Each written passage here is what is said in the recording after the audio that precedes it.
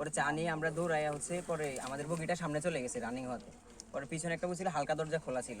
পরে আমরা যখন লাফ দিয়ে দুইজনে দুইটা ধরছি, পরে ভিতর থেকে দরজা লক করে দিছিল।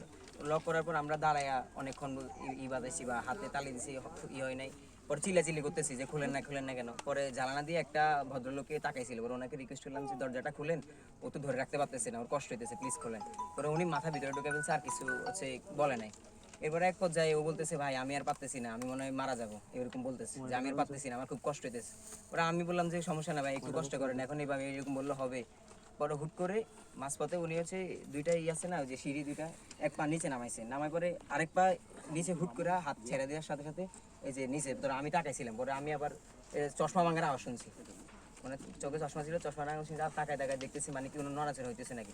পরে এখন ওনাকে করার পরে তো আমার অবস্থাও খারাপ, আমি আরো নার্ভাস হয়ে গেছি। পরে আমি কষ্ট করে ধরে পরে হাসিমপুর নাকি স্টেশন, ওখানে পরে ট্রেন থামছিল। পরে আমি নাইমা দৌড়ে গিয়া ওনার ফ্রেন্ড যারা ছিল যে এমনি এমনি বললাম যে ভাইয়া ও তো পড়ে গেছে ট্রেন থেকে। পরে এখন উনি বলতেছে ভাই আমি একা একা, আপনারা সব আসেন না, মানে আমরা সীতাকুণ্ড যাইতেছিলাম। পরে ওনার সাথে আসতেছে আর কি। পরে হাইটা হাইটা অর্ধেক আসছি, কোনো পাইতেছি না। পরে একজন বাইকে দেখলাম, ওনার বাইক দেখলাম, পরে বললাম যে ভাই এমনি এমনি ঘটনা, যদি আপনি একটু হেল্প করতেন।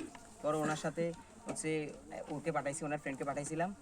পরে পাঠানোর পরে এখন বাকি সবার যে নাম্বারে ফোন দিতেছিলাম, পরে মনে হয় আঙ্কেলে ওনার ফোনটা রিসিভ করছিল আর কি। পরে ওই যে ভদ্রলোক ছিল ওনাকে লোকেশন দিছিল, পরে ওনারা আমরা আসছি এখানে, এটাই কাহিনী।